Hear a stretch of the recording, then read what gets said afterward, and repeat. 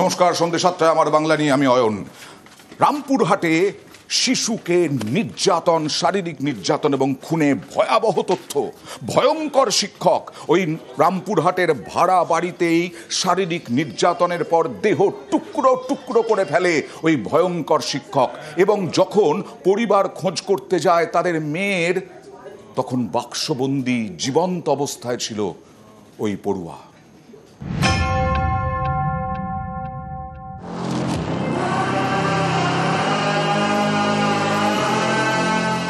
শিক্ষক জীবন তৈরি হয় যার হাতে, তার হাতেই মর্মান্তিক পরিণতি। বীরভূমে রামপুরহাটে ক্লাস 7-এর ছাত্রীর শারীরিক নির্যাতন এবং খুনের ঘটনায় সামনে এলো চাঞ্চল্যকর তথ্য। 28শে অগস্ট নিখোঁজ হয় স্কুল ছাত্রী। অভিযোগ, ওই রাতেই ছাত্রীকেই ভাড়া বাড়িতে নিয়ে আসে শিক্ষক।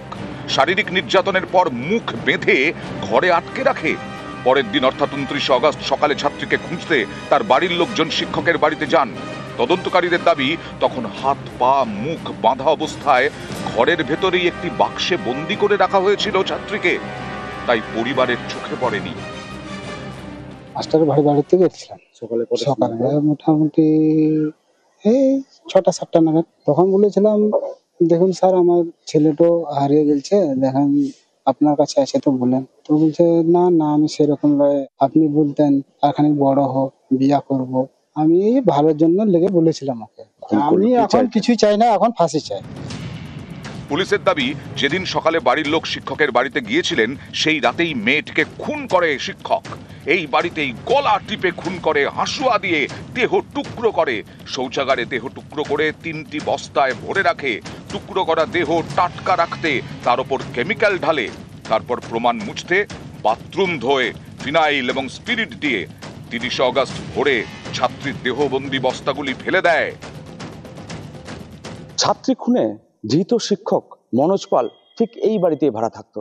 ছাত্রীকে খুন করা হয় এই ভাড়া বাড়িতেই। তারপর তথ্য প্রমাণ লোপাট করতেই মৃতদেহ বস্তা বন্দি করে টুকরো টুকরো করে কেটে অন্যত্র জায়গায় ফেলে দেওয়া হয়। তদন্তকারীদের দাবি, খুনের পরেও অবিচল ছিল শিক্ষক মনোজ কুমার পাল। নিজেকে বাঁচানোরও চেষ্টা করে, আদালত থেকে আগাম জামিন নেওয়ার চেষ্টা করে। তাতে কাজ না হওয়ায় পালানোর পরিকল্পনা করে। সাহায্য চেয়ে ডিভোর্সি স্ত্রীর শরণাপন্ন, তার কাছে টাকা চায়। পালানোর জন্য ট্রেনের টিকিটও কেটেছিল মনোজ। সেই টাকা নিতে গিয়েই পুলিশের জালে পলাতক শিক্ষক। সমাজ গড়ার কারিগরের এমন কীর্তিতে হতবাক সবাই। রামপুরহাট থেকে অক্ষয় ধীবর, নিউজ 18 বাংলা। ভয়ঙ্কর শিক্ষক, ভয়ঙ্কর পুলিশও। পুলিশের বিরুদ্ধে উদাসীনতার অভিযোগ বারবার উঠেছে। আর পরিবার মাঝে মধ্যেই স্কুলে গিয়ে বিক্ষোভ দেখাচ্ছিল বলে পুলিশ নাকি ওই শিক্ষককে স্কুলে যেতে বারণ করে।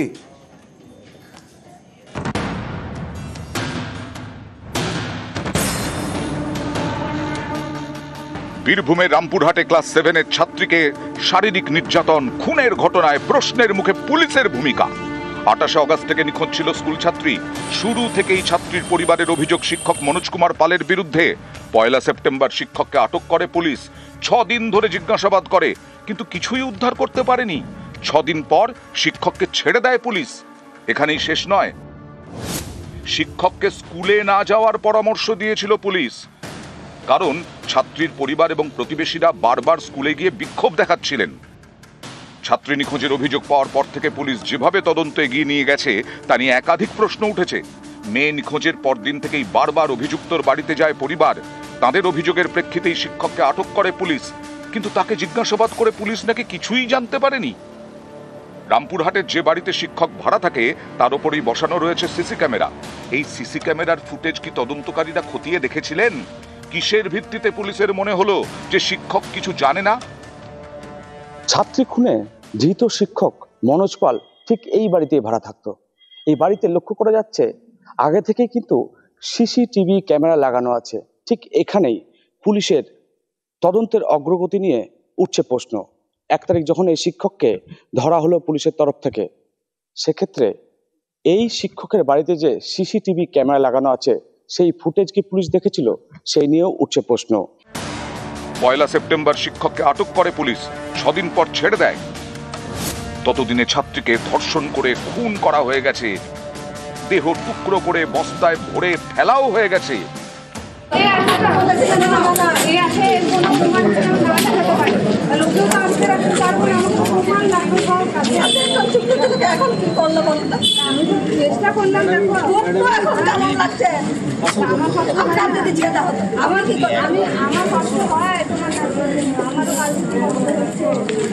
আমি দিন নাই রাত নাই ঘুরে ঘুরে ঘুরে ঘুরে কত আপনারা করতে পারেন। তখন কি বললেন অন্য জনের সাথে ভালোবাসা করে বাড়ি গেছে, আপনি বলেছিলেন। দেহ উদ্ধারের পর এই শিক্ষককে খুঁজে গ্রেফতার করে পুলিশ। ততদিনে যা হওয়ার হয়ে গেছে। রামপুরহাট থেকে অক্ষয় ধীবর, নিউজ 18 বাংলা। নদিয়ার তাহেরপুরেও চাঞ্চল্যকর অভিযোগ, প্রেমের খড়গপুর আইআইটি। সেই খড়গপুর আইআইটিতে আবার অস্বাভাবিক মৃত্যু, এক গবেষকের অস্বাভাবিক মৃত্যু। এবার আম্বেদকরে ঝুলন্ত অবস্থায় দেহ উদ্ধার হলো ওই গবেষকের। রাঁচির বাসিন্দা। আইআইটিতে ঝুলন্ত দেহ উদ্ধারে তদন্তে পুলিশ। গবেষকের মৃত্যু ঘিরে ফের প্রশ্নের মুখে আইআইটি। এ বছরেই 6 পড়ুয়ার অস্বাভাবিক মৃত্যু, এখনো তো বাকি 3 মাস। সেই 9 মাসের মধ্যে 6 পড়ুয়ার অস্বাভাবিক মৃত্যু। হর্ষ কুমার পান্ডে, তার বাড়ি রাঁচিতে।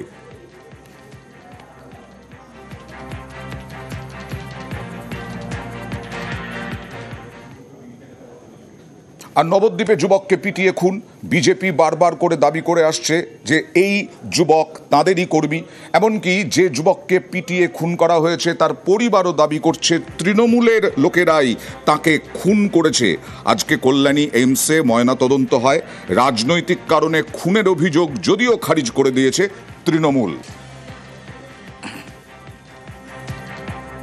ওই তৃণমূলের যে চেয়ারম্যানের আসি তো দুষ্কৃতরা আমার বাড়িতেও আমার ভাইকে ঘর থেকে টেনে মায়ের সামনে মারলো। তারা বলছে ওর ভাই মারপিট করে মরেছে। উপরন্ত ওই গুন্ডাগুলোকে শুধু একবার থানায় পাঠাচ্ছে, একবার ওনার বড়ালঘাটে আশ্রয় দিচ্ছে। সব জায়গায় মানে সুরক্ষিত জায়গা স্থানান্তরিত করে করে রাখছে। আর নবদ্বীপের পুলিশ চাইলে সঙ্গে সঙ্গে ধরতে পারে, কেউ ধরেনি। তাই ওই প্রশাসনের উপরে ওদের উপরে আমার কোনো ভরসা নেই, কারণ আমার ভাইয়ের ও ময়নাতদন্ত উল্টোপাল্টা করে দিতে পারে। তাই আমরা এখানে নিয়ে এসেছি। কোথায় নিয়ে এসেছেন? এই যে এখানে এসে, আর আমরা সিবিআই তদন্ত করাবো। আর আজকে পরিবারের সঙ্গে দেখা করেন বিরোধী দলনেতা শুভেন্দু অধিকারী। শুভেন্দু অধিকারী একেবারে হুঁশিয়ারি দেন, আর তৃণমূলও পাল্টা চ্যালেঞ্জ ছুঁড়ে দেয়।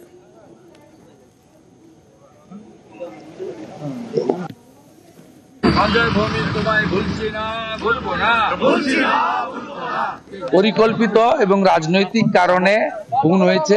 পরিবার তারক দাস সহ প্রকৃত খুনি 4 জনের নামেই এফআইআর করেছে। প্রায় 36 ঘন্টার বেশি অতিবাহিত হওয়া সত্ত্বেও একজনেরও গ্রেপ্তার হয়নি, কারণ নবদ্বীপ আসন টলমটো করছে। ওরা জানে এসআইআর হওয়ার পরে ওরা 20,000 ভোটে নবদ্বীপে হারবে। তাই এই ধরনের তাজা কর্মীদেরকে খুন করে যে যুবকরা পশ্চিমবঙ্গ বিজেপির প্রধান হাতিয়ার বা স্তম্ভ, এই যুবকদেরকে ভয় দেখিয়ে দিতে চায়। পুলিশকে আগামীকাল পর্যন্ত সময় দিচ্ছি। আগামী সোমবার বিকেল বেলা নবদ্বীপ শহরে ধিক্কার এবং প্রতিবাদ মিছিল হবে ভারতীয় জনতা পার্টির পক্ষ থেকে।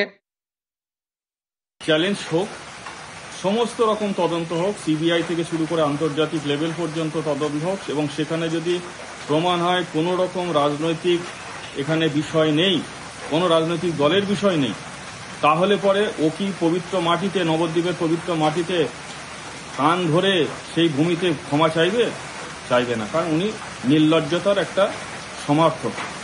আর দ্বিতীয় কথা বলি, উনি বলছেন এসআইআর দিয়ে নাম বাদ যাবে, তারপর জিতবে। এটাই তোদের চক্রান্ত। অগ্নিগর্ভ হয়ে উঠল পুরুলিয়ার কোটশিলা স্টেশন। কুর্মী সমাজের অবরোধে, লাইনে অবরোধ এবং রেল লাইনে অবরোধে রেল পুলিশের সঙ্গে তুমুল সংঘর্ষ। পাথর ছোড়া হলো কুর্মী সমাজের পক্ষ থেকে রেল পুলিশের ওপরে। দেখুন সেই ছবি, দেখুন।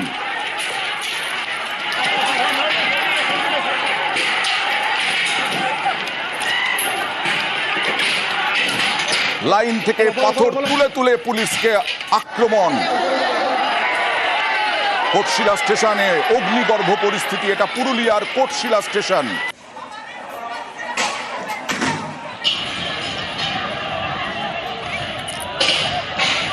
কাঁদানে গ্যাসের শেল ছুটতে হয় পুলিশকে ছত্রভঙ্গ করতে বিক্ষোভকারীদের, আন্দোলনকারীদের। ইতিমধ্যেই 12 জনকে গ্রেফতার করেছে পুলিশ। কথা বলবো প্রতিনিধি ইন্দ্রজিতের সঙ্গে। ইন্দ্রজিৎ, কেন এরকম পরিস্থিতি তৈরি হলো? দেখো অন্ধা, একেবারেই এই আন্দোলন একেবারে আদালতের আইন, আদালতের নির্দেশ অমান্য করেই এই আন্দোলন শুরু করার কথা ছিল, কিন্তু পুলিশ এবং রেল পুলিশ ও রাজ্য পুলিশ যেভাবে ব্যবস্থা নিয়েছিল জেলা জুড়ে বিভিন্ন স্টেশনে, রাস্তায়, তাতে আন্দোলনকারীরা সফল হয়নি। সকাল থেকে স্বাভাবিক ছিল, ঠিক বিকেল গড়াতেই কোটশিলা স্টেশনে দেখা গেল অন্য ছবি। হঠাৎ করে আন্দোলনকারীরা কয়েকশো স্টেশন চত্বরে ঢুকে পড়ে এবং তারপরে পুলিশ বাধা দিতে গেলে পুলিশের উপর পাথর বৃষ্টি শুরু হয়। বেশ কয়েকজন পুলিশ আহত হয় গুরুতর এবং পাল্টা পুলিশ লাঠিচার্জ করে নিয়ন্ত্রণ আনতে। এই মুহূর্তে স্টেশন চত্বরে পুলিশ মোতায়েন রয়েছে এবং একদিকে রেল পুলিশ রয়েছে, অন্যদিকে রাজ্য পুলিশ রয়েছে। জেলা পুলিশ সুপার অভিজিৎ ব্যানার্জি স্পটে রয়েছেন, তিনি দেখছেন পুরো বিষয়টি এবং আন্দোলনকারীরা পালিয়েছে স্টেশন চত্বর ছেড়ে। কিন্তু যে মুহূর্তে এই ঘটনা ঘটেছিল তা একেবারে বেশ কয়েকজন পুলিশ আহত যারা হয়েছে তারা একেবারে যেভাবে পাথর বৃষ্টি করা হয়েছে স্টেশন চত্বরে, তবে গোটা স্টেশনে কয়েক লাখ পাথর পড়ে আছে। রেল লাইন থেকে পাথর তুলে তুলে বিক্ষোভকারীরা যেভাবে পাথর ছুটছিল এবং এই ইন্দ্রজিৎ, এই যে যখন এরকম চলছে, ভয়ঙ্কর সংঘর্ষ চলছে, সেই সময় এইটা কোন রুটে ট্রেন যায়? ট্রেন কতক্ষণ বন্ধ ছিল? এখনো পর্যন্ত কি বন্ধ আছে? বেশ ঘন্টা দুয়েক মতো এই স্টেশন চত্বরে একটি সমস্যা তৈরি হয়েছিল, কিন্তু ট্রেন পেট চালায় হাজার হাজার শ্রমিকের, মানে চা পাতা। সেই চা পাতা নিয়েই যত ভয়ঙ্কর অবস্থা, কারণ বোনাস 20% বোনাস দিতে হবে। এই বিক্ষোভে, এই দাবিতে বিক্ষোভ বিভিন্ন চা বাগানে, আবার চা বাগান বন্ধও করে দিচ্ছে কর্তৃপক্ষ।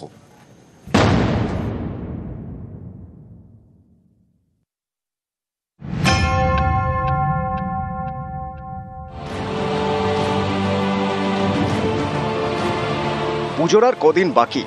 পুজোর মুখে আলিপুরদুয়ারে বন্ধ হয়ে গেল বেসরকারি চা বাগান। আলিপুরদুয়ার 2 নম্বর ব্লকের কোহিনুর চা বাগান। এই চা বাগান বন্ধ হওয়ায় ঘোর বিপাকে প্রায় 900 চা শ্রমিক। ম্যানেজার নোটিশও দেয় নাই বাগানে, একটা চিঠি করছে এলসি কে আলিপুরদুয়ারকে যে আমাকে হেড অফিস ছুটিতে যাইতে বলছে বলে। বাগানে কোনো ম্যানেজার নাই, তার জন্য কাজকর্ম আজকে থেকে বন্ধ আছে। শুক্রবার কোহিনুর চা বাগানে সাপ্তাহিক ছুটি থাকে। ছুটির দিনই কারখানায় নোটিশ টাঙিয়ে দেন ম্যানেজার। তাতে লেখা কর্তৃপক্ষের নির্দেশে তিনি ছুটিতে গিয়েছেন। এর জেরে বন্ধ চা বাগান। এবার চা শ্রমিকদের 20% বোনাস দেওয়ার কথা ঘোষণা করেছে সরকার। অভিযোগ, বেসরকারি চা বাগানের মালিকরা তা দিতে রাজি নন। এই যেমন বীরপাড়ার গেরগান্ডা চা বাগান, এখানে বোনাসের দাবিতে সরব চা শ্রমিকরা। এদিন শ্রমিকদের সঙ্গে বিক্ষোভে সামিল হন আলিপুরদুয়ারের সাংসদ মনোজ টিক্কা।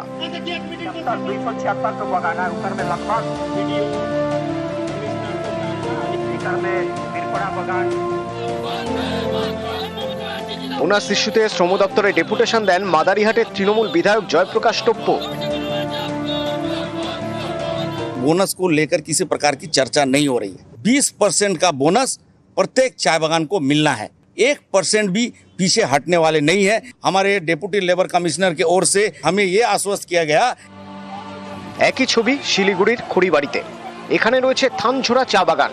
এই বেসরকারি চা বাগানে শ্রমিক সংখ্যা প্রায় 1000। 20% বোনাসের দাবিতে সরব তারাও।